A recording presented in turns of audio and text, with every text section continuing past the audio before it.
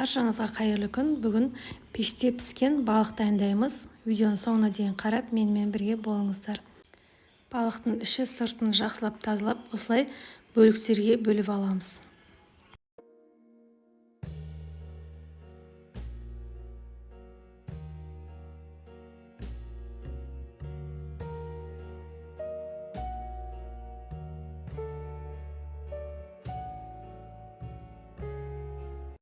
Бөліп алғаннан кейін бірден табамызға сала береміз. Балықтың бір жағына 1 шай қасық тұз, екінші жағына 1 шай қасық тұз салып, осылай жақсылап барлық жеріне, ішіне, сыртына сеуіп шығамыз.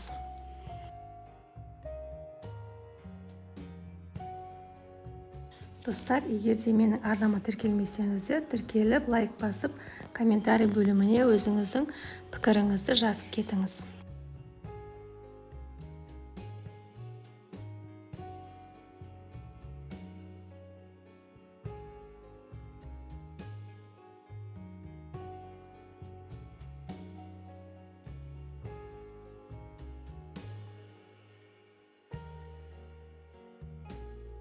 Тұздап дайындап қойдық. Енді тұзы сіңгенше маринатына 1 шеше сарымсақты үккіштен өткізіп алдым. Паприка, 1 қасық қара бұрыш, 2 қасық сұйық май қосып жақсылап араластырамыз. Жақсылап балығымыздың екі шетіне осылай жағып шығамыз.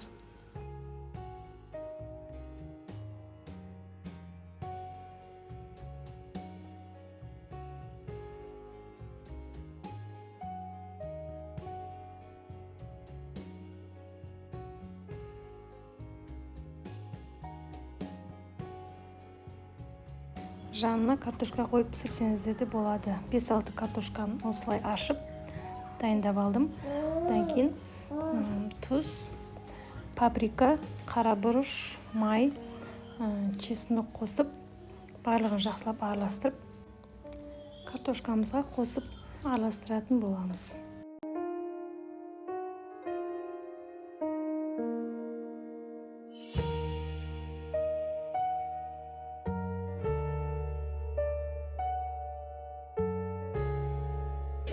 Түбінен аздап алып қалдым. Пісіретін кезде картошкамыздың бетіне жағатын боламыз.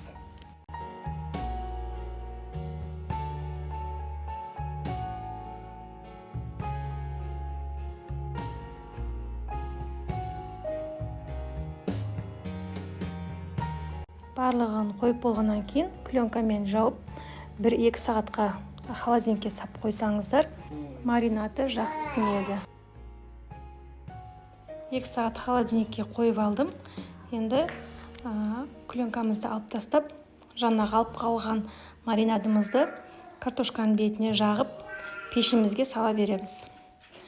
Алдын ала қыздырылған пеште 200 градуста 45-50 минуттай пісіріп аласыздар.